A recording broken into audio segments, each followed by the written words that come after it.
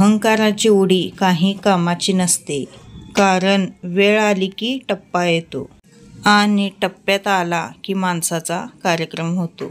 म्हणून अहंकार करू नका. कारण आमची आजी वगैरे म्हणायचीच की गर्वाचे घर हे नेहमी खालीच असते.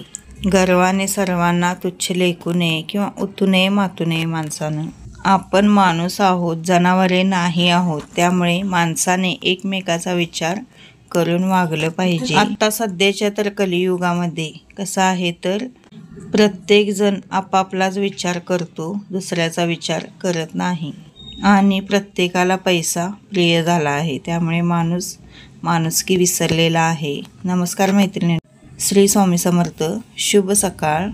आज मी तुम्हाला वांग्याचं भरीत, कारण आपल्याला ज्यावेळी वांग्याचं भरीत करायचं असतं त्यावेळी कसं करतो की आपण मोठमोठी वांगी आणतो. पण एखाद्या वेळेस जर आपल्याला भरीत खावं वाटला आणि जर लहान लहान वांगी जर आपल्या घरामध्ये असली तर त्यावेळी काय करायचं असा प्रश्न आपल्याला पडतो. प्रत्येक वेळेस काही मोठमोठी वांगी मिळतील आणि आपल्याकडे चुली वगैरे नसतात. त्यामुळे वांगी भाजायची कशी आणि गॅसवर भाजायची तर ती खूप वेळ लागतो. त्यामुळे मी आज सोप्यात सोपी पद्धत तुम्हाला भरीत कसं करायचं ते दाखवणार आहे. तुम्ही बघू शकता वांग्याचे लांबडे लांबडे असे काप करून घेतलेले आहेत आणि ते करपूस होऊसपर्यंत असे तळून घेतलेले आहेत आणि ते बारीक करून घेतलेले आहेत. तुम्ही चमच्याने करून घेऊ शकता. मी लसूण बारीक करण्यासाठी जे चॉपर घेतलेला होता त्याने बारीक करून घेतलेले आहे. आणि त्यानंतर जे आपण बारीक कांदा कट करण्यासाठी जो चॉपर होता त्या चॉपरने कांदा, टोमॅटो एकदम बारीक असं घेतलेलं आहे, कारण भरतासाठी बारीकच आपल्याला कांदा आणि टोमॅटो लागतो.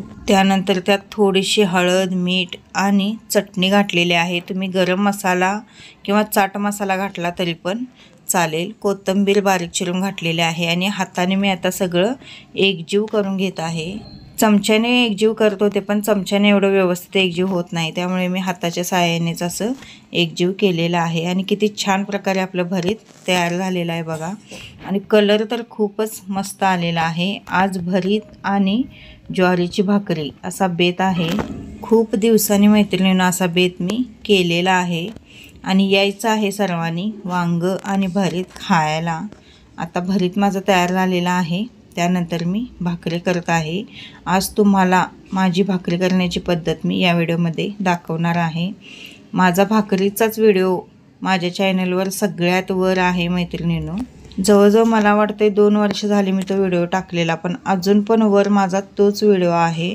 खूप लोकांनी त्या व्हिडिओला चांगली पसंती दिली. सगळ्या पद्धतीच्या भाकरी मी माझ्या चॅनलवर दाखवलेल्या आहेत मैत्रिणींनो.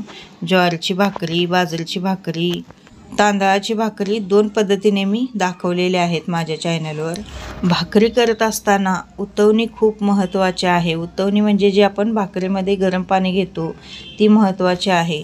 कारण जर तुम्ही पीठ आत्ताच जर दळून आणलेलं असला तर तुम्हाला उतवणी घेण्याची काहीही गरज नाही. पण पीठ दळून आणून समजा जर 4-5 दिवस झालेले असले तर त्यामध्ये गरम उतवणी ही घ्यायची आहे आणि पीठ चांगलं मळून घ्यायचं आहे. जेवढं तुम्ही चांगलं पीठ मळाल तेवढे आपली भाकरी खिसणार नाही आणि भाकरी अशी टम्म फुगली पण जाते.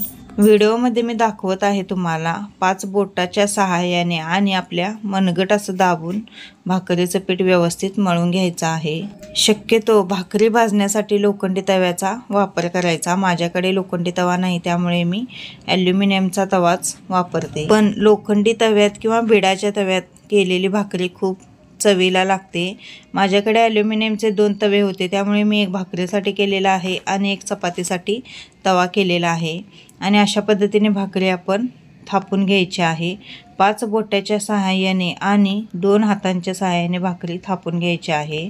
पाणी लावत असताना मैत्रिणींनो भाकरी टाकून एक थोडा वेळ झाला की आपण लगेच पाणी लावून घ्यायचं आहे आणि पाणी पूर्ण सुकलं की मग आपण भाकरी परतून घ्यायची आहे. भाकरीला पाणी कोणत्या बाजूने लावायचं तर भाकरी थापत असताना जी बाजू खाली असते ती बाजू आपण वर करायची टाकताना आणि त्या बाजूलाच आपण पाणी लावून घ्यायचं आहे. आता पाणी लावत असताना तुम्ही हाताने लावू शकता किंवा एखादं कापड करून ते कापडाने सुद्धा तुम्ही पाणी लावू शकता.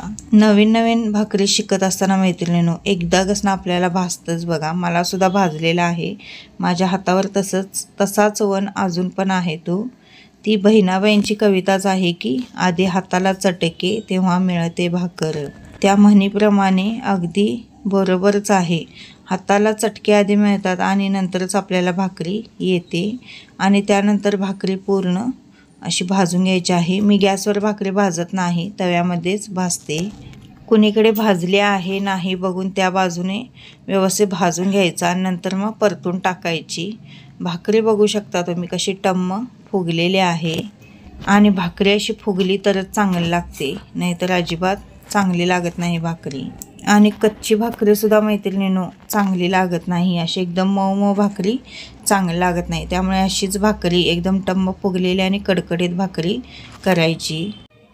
बघू शकता तुम्ही अशी किती छान पापुद्रा भाकरीला आलेला आहे. आमच्या घरामध्ये तर अशाच भाकरी लागतात. स्त्रीला जरा मऊ भाकरी लागते, पण यांना तर अशीच भाकरी लागते. आणि हा जो व्हिडिओ आहे तो दुसऱ्या दिवशीचा आहे. सकाळ सकाळी आंघोळ केली आणि चहा घेत आहे. सर्वांनी चहा प्यायला यायचं आहे. दिवाळीमध्ये यांच्या कंपनीमध्ये मैत्रिणींनो अशी भेट म्हणून हा बॉक्स दिलेला. तर यामध्ये आपला जो दीपावली लक्ष्मीपूजेचा पुडा असतो तो होता आणि अशा पंत्या होत्या. जी मतिमंद मुलं असतात बघा त्यांनी तयार केलेलं होतं. कोल्हापुरातच ती संस्था आहे, चेतना व्यवसाय प्रशिक्षण केंद्र म्हणून. मतिमंद मुलांची शाळा आहे. खूप छान पंत्या त्या मुलांनी तयार केलेल्या होत्या मैत्रिणींनो. आणि हा ढीग बघू शकता तुम्ही. सकाळ सकाळी असा राडा असतो घरामध्ये. आता तो सर्व उचलावा लागणार. घरातला पसाराच मैत्रिणींनो किती पण काढा आणि पसारा होतो. पसारा काढून काढून वैताग आला आहे. कपाट आणा किंवा काहीही आणा, पण पसारा व्हायचा तसा होतोच. आता सर्व काही हे घडी घालून घेते. त्यानंतर मी योगासने पण करणार आहे. हे सगळं ठेवल्यानंतर मी योगासने करते आणि त्यानंतर मग कपडे धुवायची. श्री आंघोळला गेलेला आहे. त्याची आंघोळ झाली की त्याला आता लोटून काढून देवपूजेला बसवणार आहे.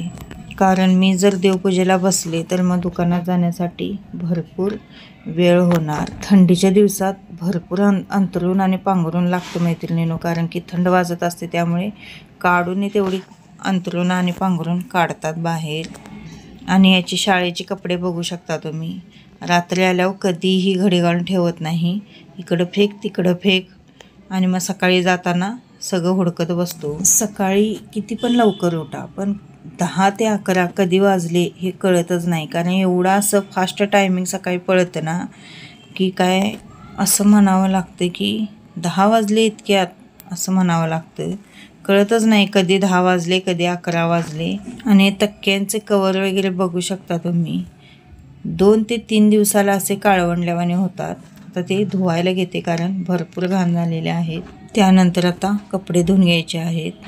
कपडे धुवून झाल्यानंतर मग स्वयंपाकाला सुरुवात. आणि इथं मी तुम्हाला दाखवत आहे, मी ॲप्रन शिवलेला आहे माझा मी स्वतः असा तो दाखवत आहे. चला तर कपडे आधी निरम्यात घालून घेते आणि त्यानंतर मग धुवून घेते. मी कसं करते तर माझी आंघोळ झाली की लगेच कपडे निरम्यात भिजत घालून येते मी. खरं आज काय तसं झालं नाही. आज मी विसरून तशीच आली आणि आता निरम्यात घालणार ते लगेच धुणार. कसं होतं, निरम्यात घालून एक थोडा वेळ कपडे ठेवली भिजत की कपडे लगेच निघतात. आणि हा काय विचारताय मला तर हे केळीचे खांब काढायचे की काय मंदिराचे असं विचारत आहे. तो देवपूजेला बसला आहे. कपडे पण रोजच्या रोज तुम्ही धुतला तर एवढा ढीग होत नाही, नाहीतर एखाद दिवस जरी गॅप पडला तर ढीग भरपूर पडतो. मग आज यांचा एक ड्रेस होता आणि यांची कामावरची कपडे काय सोमवारीच फक्त धुण्यासाठी असतात, इतर वेळी काय मग नसतात कपडे.